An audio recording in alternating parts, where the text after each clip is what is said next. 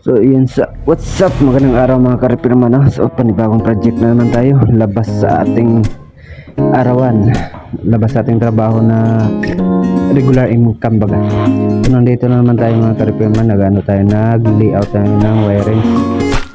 Yun, yasukan natin. Kasama to sa una namin ginawa, yung sa first floor, bali ito na sa second floor na mga ka-repairman. Ayun, inayos ko pa yung camera dahil hindi kita yung pinaglagyan ko ng junction. Diyan tayo mag-splice mga ka-repairman, medyo fast forward ko na lang. Ayun, ang bilis. Pasabi yung isa ko namang kasama ay gumagawaan ng wiring layout siya. So ako nag-prepare ng wire, ganito karami ang nilalagay ko sa 1/2 na flexible hose.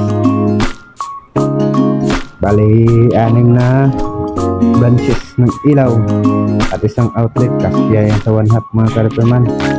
Yung pinakita ko lang. Yun, fast forward na naman tayo ulit mga ka-repairman dahil medyo mahaba-haba. Saka sa unang pahina pa lang to sa ating paggawa dito sa second floor, sa kontrata na panibago. Kontratang maliit ang kita ngunit may pera. Ayun, tinulungan ako ng isa kong kasama dahil tapos na siya sa paring niya. Yung dalawa na kami, medyo mahirap-hirap pa. Check lang natin yung mga ka-repairman, no, kung tama ba yung mga wirings natin para iwas pusoy ba sa sugal ba yun. Ayun, check natin yan lahat ng mga wirings kung tama yung puntahan niya. Bilangin muna natin bago natin ipasok sa house.